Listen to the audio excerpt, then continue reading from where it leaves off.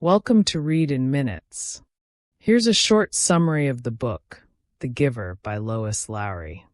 If you enjoy it, then please hit the like button and don't forget to subscribe to our channel. Now let's get started. Lois Lowry's novel, The Giver, presents a world that, on the surface, appears to be an ideal utopia, free from pain, suffering, and disorder. However, as the story unfolds, it becomes clear that this seemingly perfect society has achieved stability by sacrificing the very essence of what makes life meaningful: emotion, individuality, and free will. The novel follows a 12-year-old boy named Jonas, who has always accepted the rules of his community without question.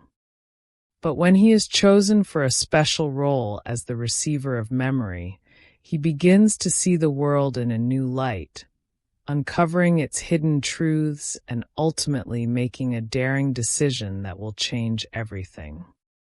Jonas's world is strictly regulated. The people live in a colorless, emotionless, and pain-free environment where every aspect of their existence is carefully controlled to prevent conflict. No one makes choices for themselves.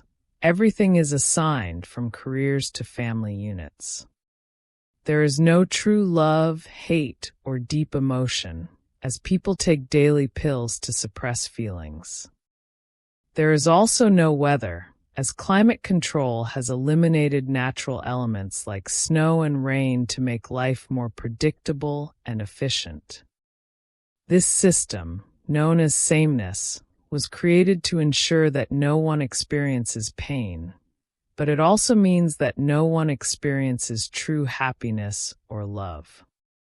Every year in December, the community holds a special event called the Ceremony of 12, where 12-year-old children receive their career assignments, which determine the work they will do for the rest of their lives. Jonas, like his friends Asher and Fiona, is nervous yet excited. He has no idea what role he will be given, but he trusts the elders, who carefully observe each child before making their selections. During the ceremony, children are assigned typical roles such as caretaker of the old, laborer, or doctor. But when it is Jonas's turn, something strange happens. The chief elder pauses and skips his name, creating tension among the audience. When she finally speaks, she announces that Jonas has been selected for the most honored and rare position in the community: the receiver of memory. This role is unique because there is only one receiver at a time, and Jonas will be trained by the current receiver, an old man known as the Giver. Jonas does not fully understand what this means, but he immediately feels different from his peers. The chief elder explains that the receiver must have special qualities: intelligence, courage, integrity, wisdom, and the ability to see beyond.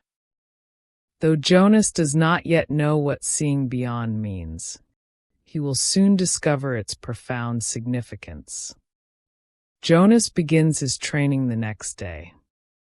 Unlike the rest of the community, the Giver lives in a private dwelling full of books, which is unusual because books are not allowed for ordinary citizens. The Giver tells Jonas that his job is to hold all the memories of the past, memories that were removed from society so that people would not experience pain or make mistakes. To begin transferring memories, the Giver places his hands on Jonas's back. The first memory Jonas receives is of sledding down a snowy hill, a simple yet exhilarating experience.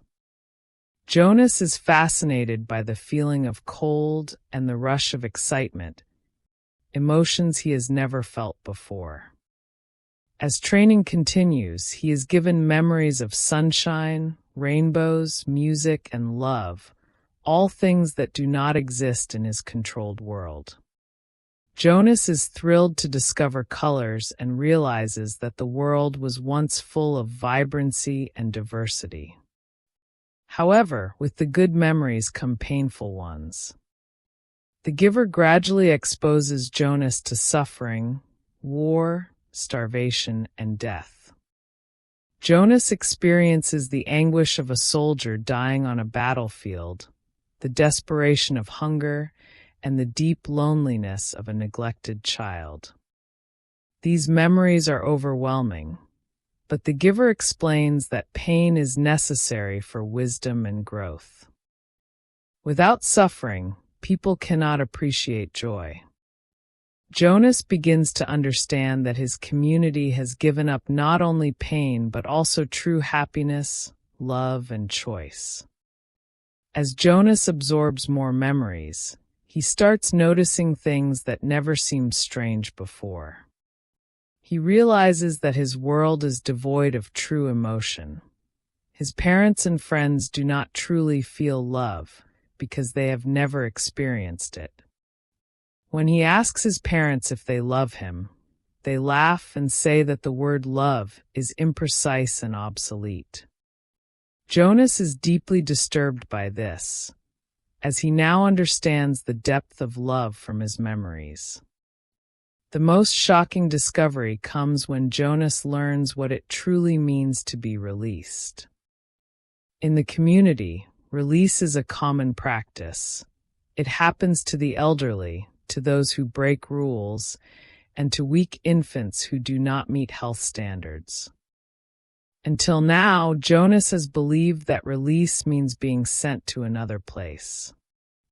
However, the giver shows him a video of his father releasing a newborn baby by injecting it with a lethal substance. Jonas watches in horror as his father, without emotion, kills the infant and disposes of the body. His father, like everyone else, does not realize he is committing murder because he has never known the true meaning of death. Jonas is shocked and horrified. He now understands that his seemingly peaceful community is actually built on secrecy, manipulation, and death. He realizes that without emotions and memories, people do not truly live. They merely exist. Unable to accept this reality, Jonas decides he must leave. He and the giver devise a plan. Jonas will escape to a place called Elsewhere, which lies beyond the community's boundaries. If he succeeds, all the memories he has received will be released back to the people, forcing them to experience emotions and reality for the first time. The giver, who is too old to escape, will stay behind to help the community cope with the sudden flood of memories. However, Jonas's plan is rushed when he learns that Gabriel, a baby his family has been caring for, is scheduled for release because he is not developing as expected. Jonas cannot let Gabriel be killed. That night, he steals Gabriel and flees the community on a bicycle, beginning a dangerous journey into the unknown. Jonas and Gabriel travel far from the community, facing hunger, exhaustion, and cold for the first time. They see animals, rivers, forests, and hills, things Jonas had only learned about through memories. The journey is painful and difficult, but Jonas also feels true freedom for the first time. However, as they travel farther, Gabriel grows weaker, and Jonas fears they will not survive. In the novel's final moments, Jonas reaches the top of a snowy hill, just like in his first memory. There, he finds a sled waiting for him. He and Gabriel ride down the hill, and in the distance, Jonas sees twinkling lights and hears music. He believes he has found Elsewhere, a place where people still experience emotions and love. However, the ending is left open to interpretation. Some believe Jonas and Gabriel truly find a new community, while others think they are hallucinating as they freeze to death. Regardless, Jonas has made his choice. He has rejected a life of control and embraced the uncertainty of real human existence.